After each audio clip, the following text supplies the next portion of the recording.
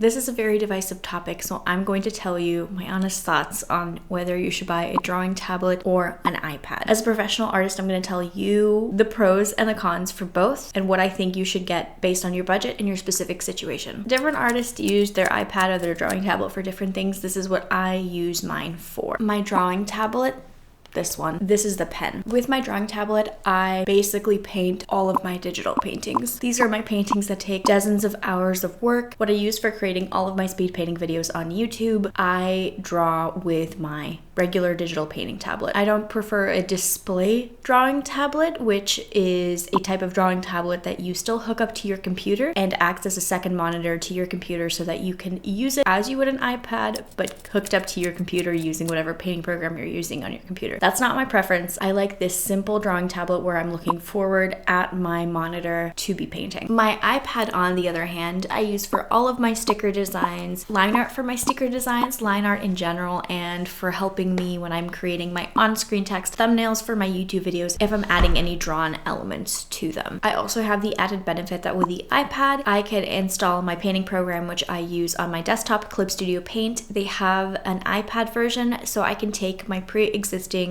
huge files from my computer and transfer them to my iPad to be painting on the go if I need to. This is my own personal preference. This is not what I'm saying you should do. For my personal blending style, I prefer to use my drawing tablet. Most of the time, 94% of the time, I'm using my drawing tablet. I prefer to use my keyboard for quick color picking, quick brush size increase and decrease. It just works so well for that painterly, oil-like, smooth blending that I really love in my digital paintings. I find that so much more difficult and time consuming to achieve with my iPad. Even though I have several oil type brushes on my iPad, I prefer Clip Studio Paint on my desktop with my drawing tablet. This is not to say that that is the best solution for you, but here are some things to consider if you're debating between the two. You don't have either or you want to upgrade. Honestly, one of the most important metrics for you to consider is what is most cost effective for you. If you already have a computer, so a desktop or a laptop that has pretty good processing power, like a pretty good RAM, I recommend getting a simple drawing tablet like the one I use. You can get tablets for under $50. Mine new when I received it many years ago, like 7-8 years ago, was $150, and I think this specific tablet would be so much cheaper if it's even available anymore. But there are such good and competitive tablets on the market that you could purchase, not having to invest your money into a huge name brand like Wacom. I have a bunch of tablet reviews on my channel if you're interested to see what I think of different tablets that have just come out recently on the market. If you don't have a desktop or a laptop, an iPad could be a very cost-effective way for you to purchase both a display drawing tablet and a computer. Now, truthfully, Apple can really rack up in price. If you're trying to achieve the same functionality as a laptop, you're probably going to have to purchase the Magic Keyboard for your iPad, which is another $200 to $300. Zach has a Magic Keyboard and he loves it. I can't speak to cheaper alternatives out there that could probably be very good. I don't want to vouch for them. I've never used them. I don't have one, so I don't want to recommend those for you. But if you buy the Apple specific Magic Keyboard, that can be $300-ish to achieve that exact same functionality that you would get from a laptop. When you just go in and Google iPad, there are many less expensive options for iPad than $600, $700. In my opinion, I don't recommend an iPad that does not have the compatibility with the Apple Pencil 2nd generation. My iPad does have compatibility. It is magnetized and it charges through the magnet. There is no other source of charging for this other than the magnet. The reason that I recommend this is because before this model, I had an iPad with the 1st gen Apple Pencil. The 2nd gen hadn't come out yet. I believe it had a lightning charger on the end of it, if not USB-C. The reason I don't recommend that one is because I had to go through 2 pencils because it broke because of that mechanism. Putting in your pencil into this and having to keep it straight on a flat surface while it's charging, it's so dinky. I'm gonna say it's dinky. I'm very gentle with my electronics, so this is not something like, oh, I'm just throwing it around. But if you're trying to charge your pencil on the go, which often happens when you are not able to just always have it be charging because it's connected, if you are running out of battery and you're on the go, it's so difficult to actually charge this properly without maybe damaging your iPad or your pencil. You could say, I'm always gonna be careful and make sure that I charge it, but it's just not always that simple. If you have to charge it with your iPad, But how are you going to charge your iPad the night before you have to take your iPad out when your iPad is on a low battery and your Apple Pencil is on a low battery? It's kind of cumbersome. So for that reason, I'm going to say I wholeheartedly don't recommend getting an iPad that does not have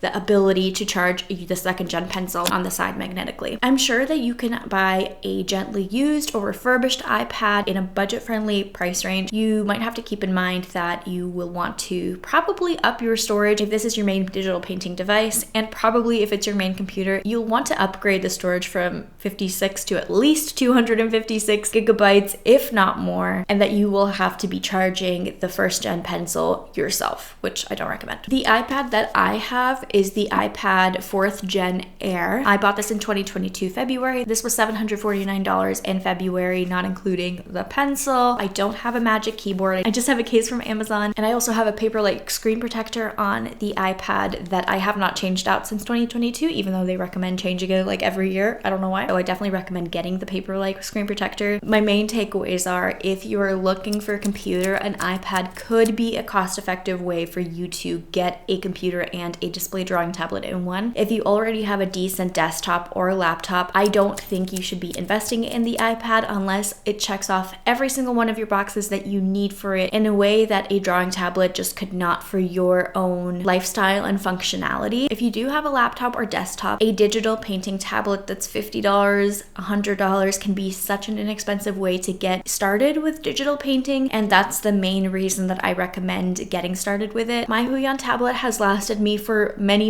years, almost a decade at this point, and I absolutely love it and use it basically every single day. And I think this is the main way that I learned to improve drastically. Because I'm a full-time artist, I do like having an iPad. It has a lot of functionality for me day to day. So when I say that I only use it 6% of the time when I'm digitally painting, I might well be using it much more than you would use whatever drawing tablet you have or you want to have, just because this is my job and I draw for a living. So I have to use both of these often. I have a lot of experience with both of these tablets. I don't want you to be spending maybe $1,000+ on a whole iPad kit and then end up not enjoying digital painting and feeling stumped like something is wrong or digital painting is just not for you, because I have both and I just prefer ergonomically what a drawing tablet and a computer screen feel like in my own hands when I'm painting. If this was just my hobby and not my job, if I didn't have a desktop or a laptop, I would probably buy an iPad to fulfill that functionality as well as to help me with digital painting. But if I did have a laptop or a desktop, I would just buy a traditional drawing tablet without a screen. The very last thing that I want to say is this. There's a whole debate between Apple and Android products. I used to have all Android products. I still have several, but my main work kit is Apple. It has great functionality for me as an artist and a lot of reliability and not having to worry about things breaking down or malware, any of that kind of stuff. So for me, professionally, I'm very happy with like my device kit. But that being said, Apple can really trick you with their cheap upfront costs. We all have this preconceived notion that Apple is very expensive, and then if you actually look up an Apple device, it can be super cheap, like $200, and you're like,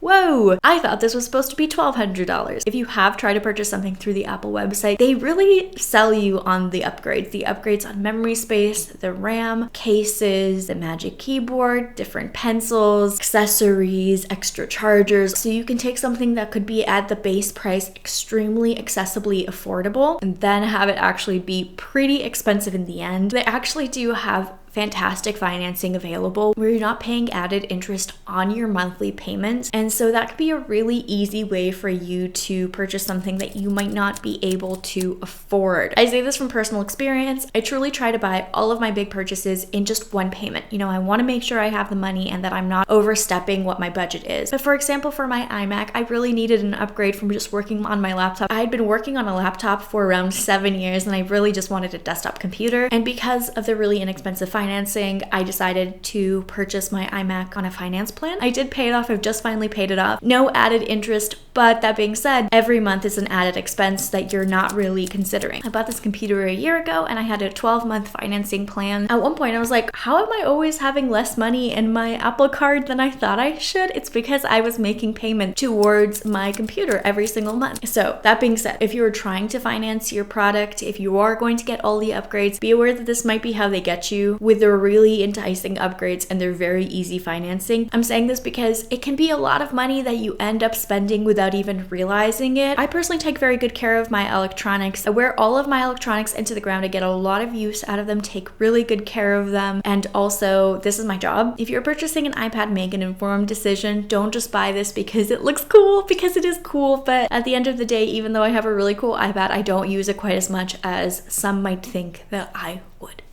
I hope that was not too preachy, but for me, it's very important that you spend your very hard-earned money well, and that you don't take my recommendation lightly to purchase something that is really expensive, that does not fit into your life, that does not fit into your budget, all of that stuff. I want you to make an informed decision and to be so happy with the stuff that you do end up purchasing and using. I hope this was some helpful insight into my thought process about whether you should purchase a digital drawing tablet or an iPad for your digital painting adventure.